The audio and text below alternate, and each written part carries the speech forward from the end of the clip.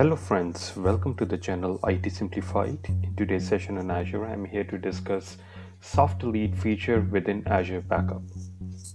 Now, as you know that with any data management implementation, security is a key concept, and especially in today's day and age when you have to deal with maybe malware attack, ransomware, or even if you accidentally delete your data.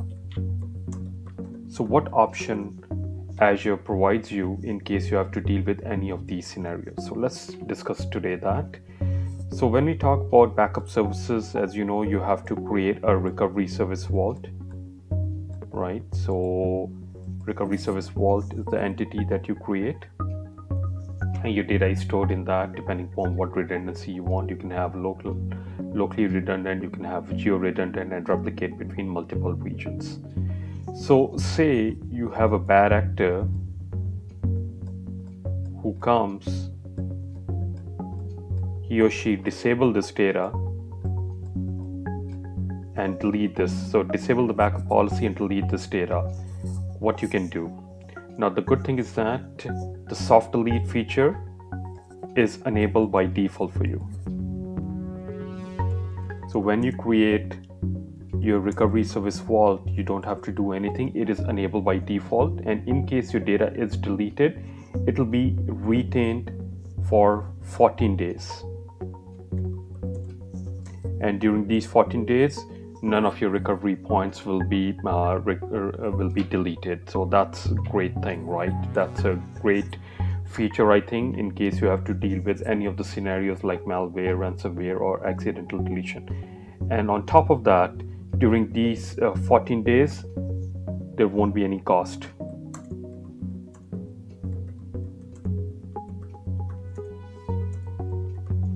So Microsoft is not going to charge you during these 14 days till this data is retained.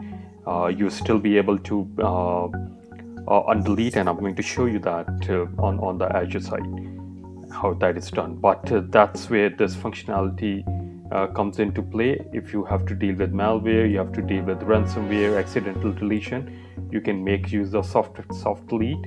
And as I said, that it is enabled by default. The data will be retained from the day the data is deleted for 14 days, and during these 14 days no cost will be charged, and during this your recovery points won't be lost. So let me show you on the Azure how that's going to look. For this example, I'm going to take test RSV as my recovery service vault. So let's go inside this, and if I can go under the properties and security settings, you can see that this is enabled by default, right? So if you want to disable, you can do that, but I don't know under what reason you want to do it, because this is a great feature in case you have to retrieve the data because of any of the scenarios that I talked about, right? So that is enabled by default for you. Under protected item, if I go backup item, you can see that under this vault I have one machine with the name test VM, and this is already backed up. So let's go inside this, and what I'm going to do is I'm going to stop this backup, and I'm going to delete this backup data.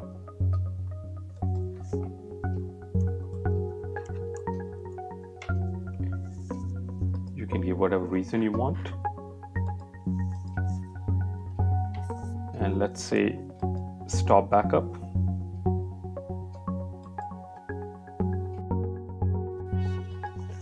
Alright, so as you can see that the backup was stopped and the data was deleted, and you can see that I see this red mark over here, and you can see under the status that backup has been disabled. It means it has been put under the soft delete, but that is the default. So if I go inside this, you can see I have the undelete option visible. So basically what it means is that I can undelete that data, and I can still, and again I'll put that under the backup, and then again that data will be available, those recovery points will be available for me to restore to, right? So if I just go and click on undelete,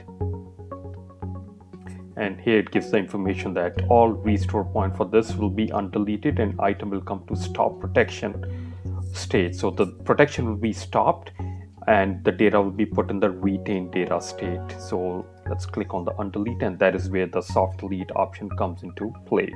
So it's undeleting the restore points because my data was deleted initially. It can be because of accidental deletion or a ransomware attack or malware, but still you will have 14 days, and it just mentions over there. And once you do that, then you can again put that under the backup now. So you can see undeleting the restore points of for my test VM, and that data will be available for me to be restored. So it's a great functionality. You should definitely check this out. Hope you found this useful. Thanks for watching. Have a good day.